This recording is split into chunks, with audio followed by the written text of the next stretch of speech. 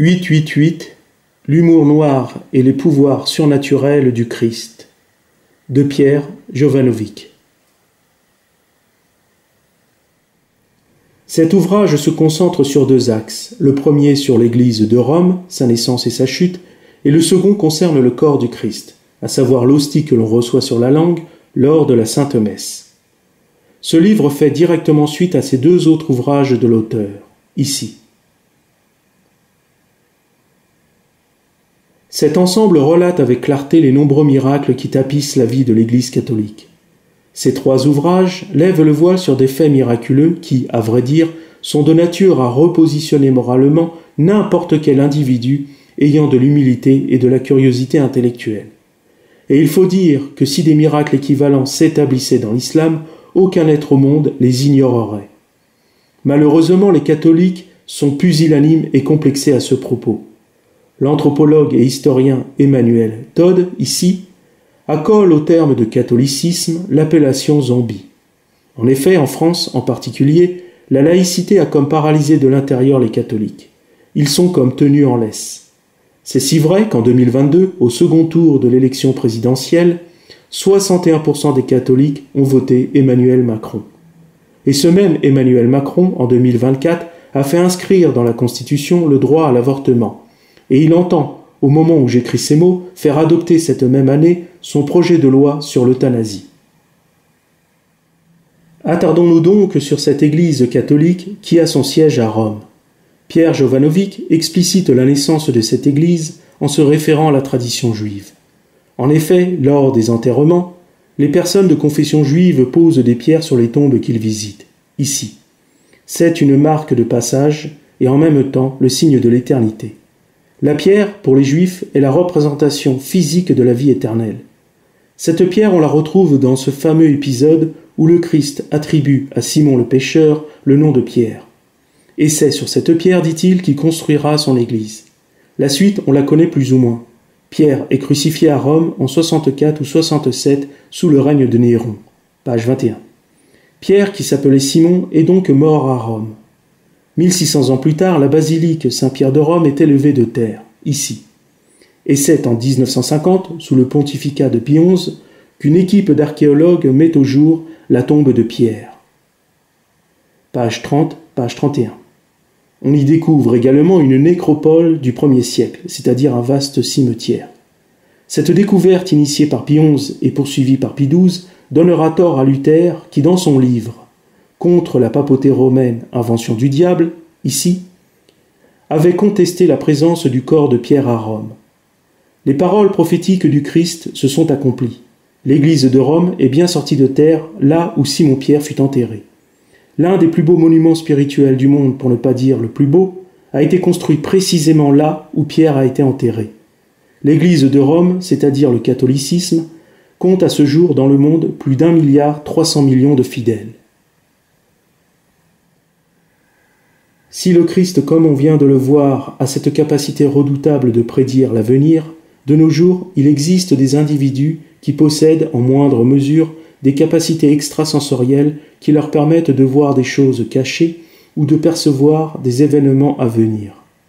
Pierre Jovanovic attribue un chapitre entier à ces phénomènes qu'on qualifie de sorties hors du corps. Il s'attarde sur cette branche de la CIA consacrée à la clairvoyance. En effet, la fameuse agence américaine a ouvert en 1972 une unité spéciale composée d'individus qui ont des dons extrasensoriels. Nommés en anglais Remote Viewers, page 85, ces agents vont espionner à distance, c'est-à-dire qu'ils vont user de leurs capacités peu communes pour espionner l'ennemi. On peut parler de précognition.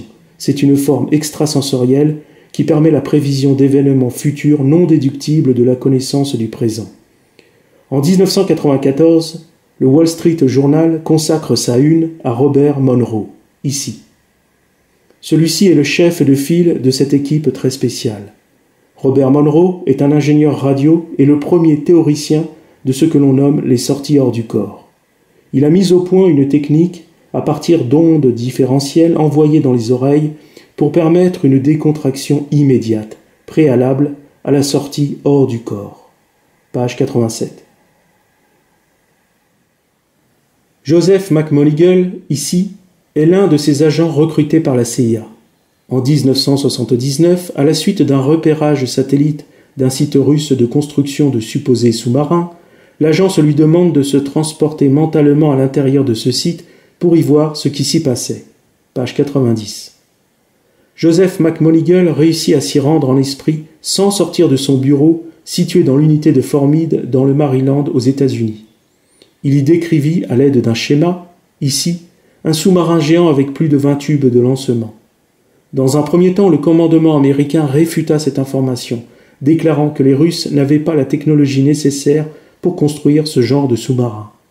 Mais le 29 septembre 1980, la réalité donna raison à Joseph McMonigle. Il s'agissait bien du tout nouveau sous-marin de croisière russe de classe Typhon, ici.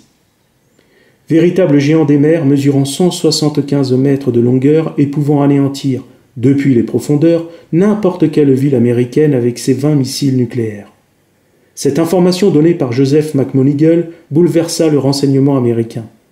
Bien d'autres exemples sont énoncés dans l'ouvrage. Par la suite, Joseph McMonigle, après avoir quitté l'armée, participa en 1994 à une émission de télévision sur la chaîne américaine ABC en vue de prouver sa capacité de voir à distance. Sous contrôle d'huissier, il réussit à déterminer les 3 cibles cachées par la fameuse chaîne de télévision. En l'an 2000, il réitéra l'exploit pour la télévision japonaise. Page 98. Si la CIA prend au sérieux ses déplacements par l'esprit et qu'elle en a fait un outil d'espionnage efficace, c'est avant tout parce que l'Amérique est profondément religieuse. Elle ne ferme pas la porte aux forces de l'esprit. Les États-Unis sont fortement ancrés dans le christianisme, lequel est fondé sur les évangiles qui témoignent des nombreux miracles opérés par le Christ. Il faut rappeler que les présidents américains, avant de commencer leur mandat, prêtent serment sur la Bible. Si Pierre Jovanovic s'est attardé sur ces phénomènes, c'est dans l'intention de souligner la place du surnaturel dans la vie de tous les jours. Ce qu'a accompli le Christ est bien entendu époustouflant. Entre la résurrection de Lazare, la guérison des aveugles et des invalides, l'eau transformée en vin et la multiplication des pains et des poissons, nous sommes dans une succession de faits surnaturels uniques. Le Christ est véritablement un pivot dans l'histoire de l'humanité, tant il s'est révélé un thaumaturge sans équivalent. Les faits surnaturels associés au Christ sont nombreux, et jusqu'à nos jours, le christianisme, et particulièrement le catholicisme, témoignent d'une multitude incroyable de faits miraculeux qui assurément questionnent la science. Pierre Jovanovic s'est attardé sur l'un d'entre eux, et pas des moindres, puisqu'il s'agit du cœur atomique de l'Église catholique, à savoir le corps du Christ, que l'on reçoit sur la langue lors de la Sainte Messe. Le chapitre 8 est donc entièrement consacré aux miracles eucharistiques, et ils sont nombreux. Pour les profanes, il est nécessaire de rappeler l'importance de la Sainte Hostie dans la tradition catholique.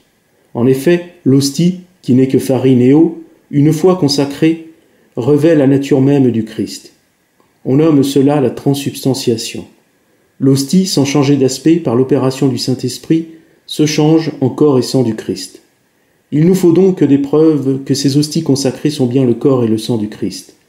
Pierre Jovanovic révèle un certain nombre de miracles qui témoignent de cette transformation mystérieuse. Il commence avec celui qui s'est déroulé lors de la messe donnée pour l'Assemblée de tous les évêques de France à Lourdes le 7 novembre 1999. Les caméras de France 2 en direct captent alors un phénomène miraculeux au moment où Monseigneur Billet prononce les paroles de consécration. La grande hostie se soulève alors de 2 cm environ et reste en lévitation durant toute la consécration. Le caméraman en profite pour faire un zoom sur l'hostie. Ici.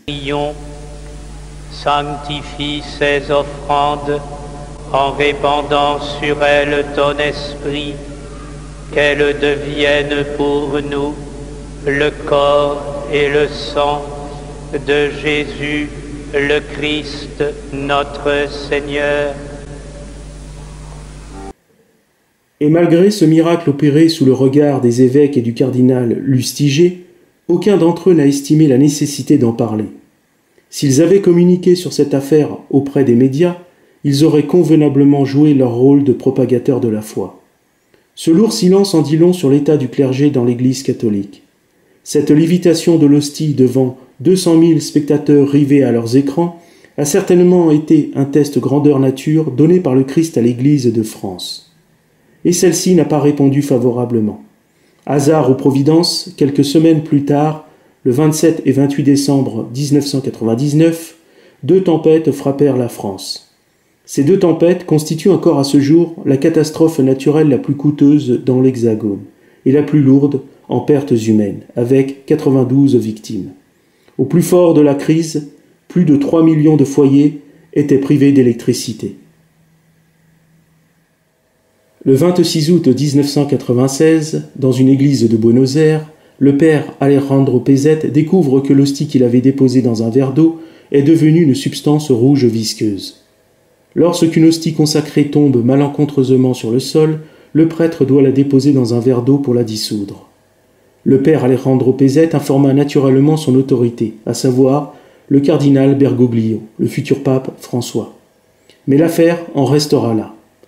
3 ans plus tard, en octobre 1999, soit quelques jours avant le miracle de Lourdes que l'on vient d'évoquer, l'hostie dans le verre d'eau est devenue un bout de chair. Un échantillon est alors envoyé dans un laboratoire de New York sans donner d'informations précises. Le résultat de l'analyse affirme que cet échantillon provient d'un muscle cardiaque situé dans la paroi du ventricule gauche. Ce muscle cardiaque est enflammé et contient un grand nombre de globules blancs. Il faut préciser que les globules blancs subsistent dans un organisme vivant, ce qui signifie que l'échantillon est bien vivant. Certains diront que ce miracle est un avertissement donné par le Christ à celui qui allait devenir le pape François. Le 25 décembre 2012, en Pologne, dans une église de la ville de Legnica, des taches rouges apparaissent sur une hostie consacrée. En février 2014, un petit fragment est envoyé dans des instituts de recherche polonais pour y subir des tests. L'image histopathologique, à savoir le cliché des tissus vivants, montre des parties fragmentées du muscle striées transversalement. Le tissu est d'origine humaine et montre des signes de détresse. Ici, vous pouvez voir quelques photos de miracles eucharistiques où l'hostie s'est transformée en chair sanguinolente, tel que fut le corps du Christ sur la croix avant de mourir. Ces photos témoignent du fait de la transsubstantiation. Les échantillons envoyés à différents laboratoires affirment que cela provient d'un cœur en train de souffrir. En 2022, le 22 juillet, au Mexique, dans la paroisse Notre-Dame du Rosaire dans l'État de Jalisco, une hostie consacrée est placée dans l'ostensoir pour y être adorée par les fidèles. Elle s'est mise soudainement à clignoter. Bien entendu, l'assemblée ne manqua pas de filmer le phénomène. Ici.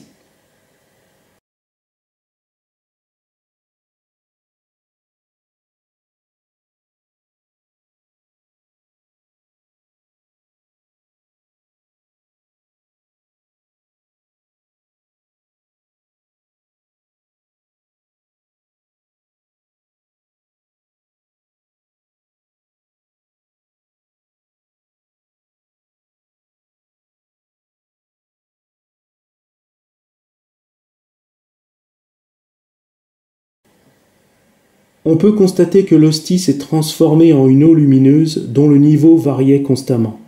Cette eau, nous dit Pierre Jovanovic, semble être secouée par une force inconnue qui lui envoie les mêmes impulsions que celles données par le cœur humain pour activer la circulation du sang. Ce dernier miracle nous renvoie au sang et à l'eau sortis du corps de Jésus lorsque le centurion romain Longin de sa lance lui perça le côté droit.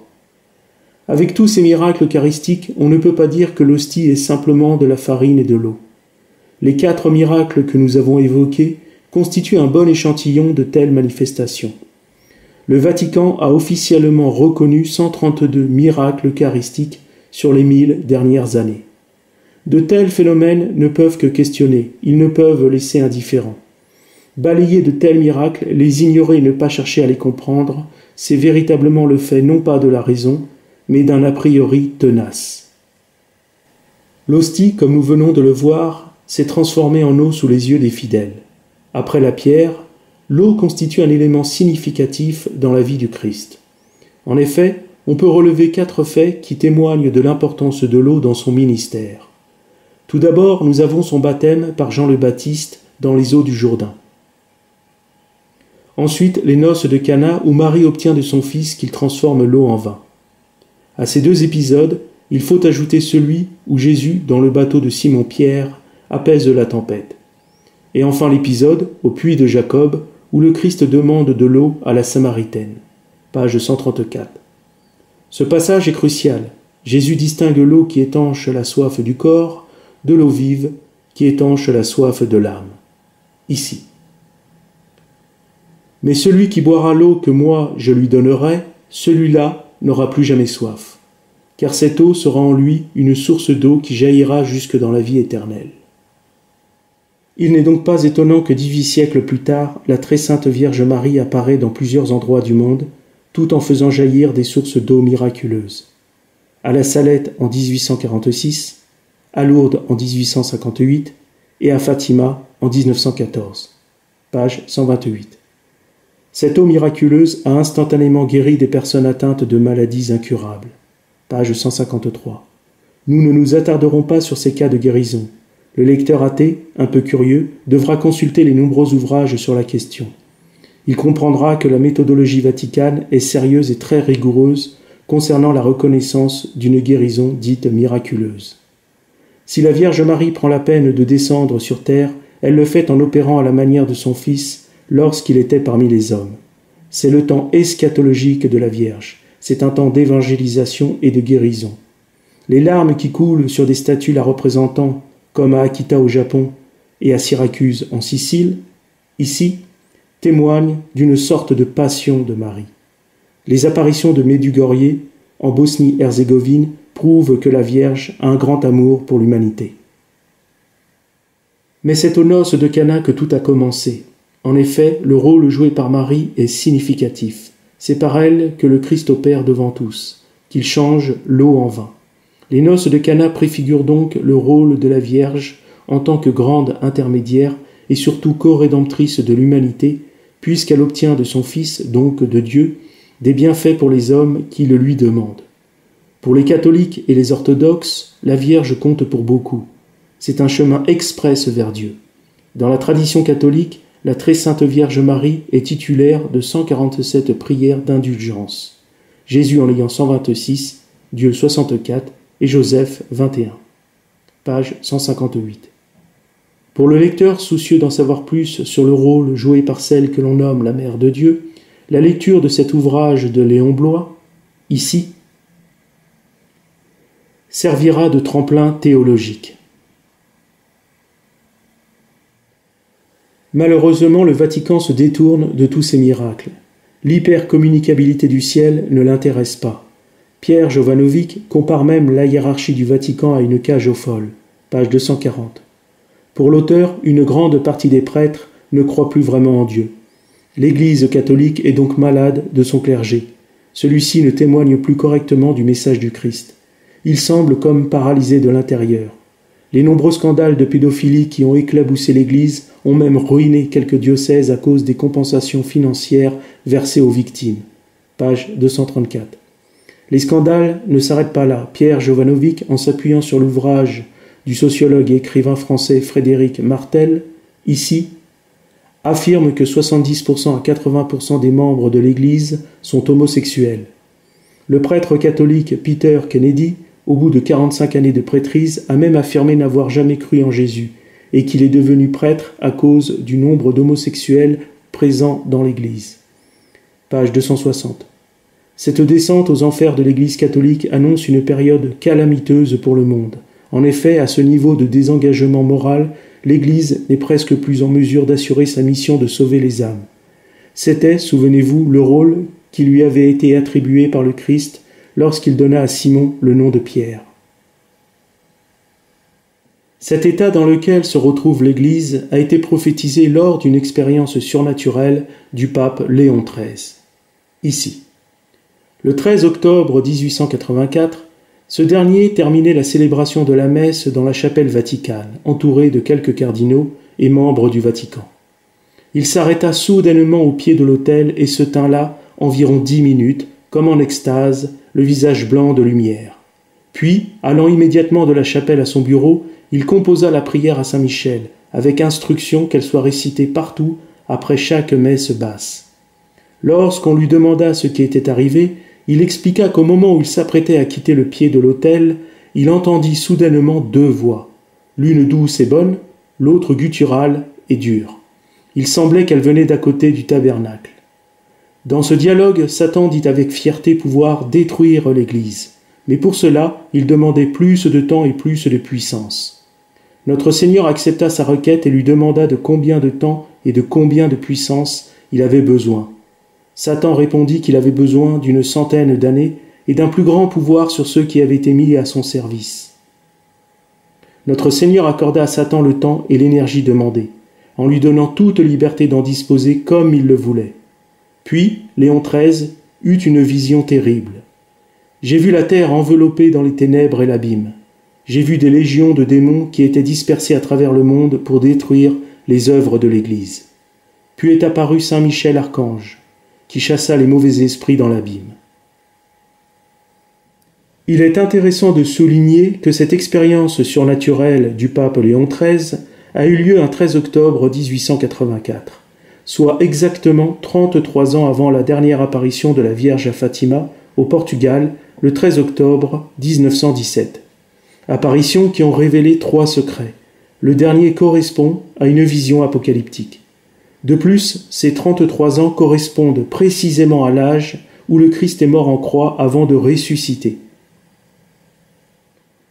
Nous pouvons donc conclure avec l'idée qu'en ces temps très incertains, le monde a atteint un point de chauffe très élevé.